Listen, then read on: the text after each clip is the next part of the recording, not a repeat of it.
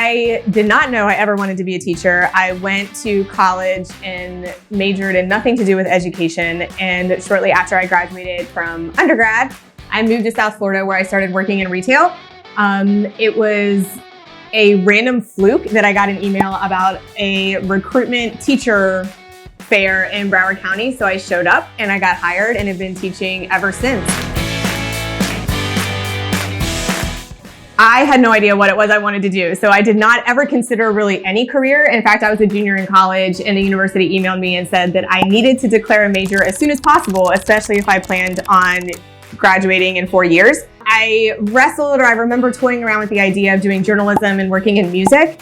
And then after that, I had really no prospects. So I had a lot of different interests, which I loved exploring through college, but none of those ever pinpointed a specific profession or job that I wanted to pursue. But I do think that now as a teacher, having all of those diverse interests and all of the different courses I took really benefits me in teaching. A lot, but I think my most favorite is that every day is completely different. So while there are some things that are, structurally the same, we have the same schedule each day, I see the same faces most every day brings something completely different. So there is a whole new set of challenges.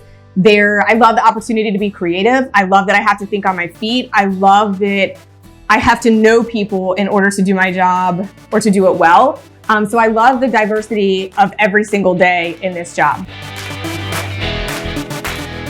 The topic or content that I love the most within the AP Lang curriculum is probably the idea that everything connects to everything else, so that no text exists in a vacuum, so that I can present a piece of literature or a text to students, and instead of just we read it or answer questions or analyze it or whatever, I love being able to show them the multitude of influences that inspired that text, and then how that text in turn should inspire them or the way that we understand the world around us. So I love that concept probably the most, and that students seem to really understand and appreciate the connectivity, not just in the curriculum, but in how it does apply to the world in which we live. I feel incredibly lucky that I've gotten to witness a lot of student success stories throughout my teaching career. One, though, is forefront on my mind. It came just about a week ago. It was a senior student who I had last year. So this is a year out. Haven't heard from this student in a year. And I received an email thanking me because this student really wrestled whether or not to go to college as a senior. And he went and long story short, hated it and dropped out. But what I loved about the success story was that he was inspired by the support that I showed him when he was a student to join the armed forces, and said that he is so happy and he knew this was his calling and what he was meant to do, and he would not have been confident enough to make that decision without the year of conversations that we had and the support. And I think that why this is one of my favorite success stories is because it shows the breadth of what we do in teaching and in education. It is not just about the academics and the academic achievements and accolades, but it is also about the way we support people, as humans, and with careers and prospects and jobs and opportunities. And I think sometimes it's just really amazing to be reminded of what we are capable of doing. Favorite books and authors. My students ask this sometimes and I always come up empty. I have no idea. I feel that I like to reinvent myself a lot. I like to try different things. Again, it goes back to just, I feel like I have a lot of diverse interests.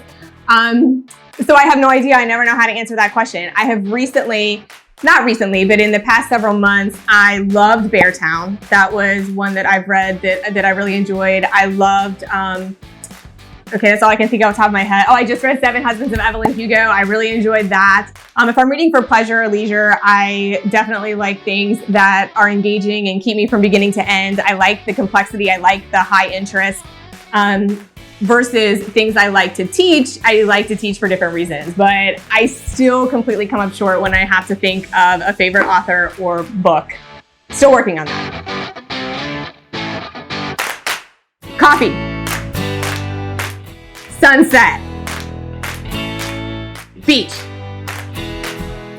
Right now, because it's May and we are in school until June, I'm going with relaxing. I need relaxation.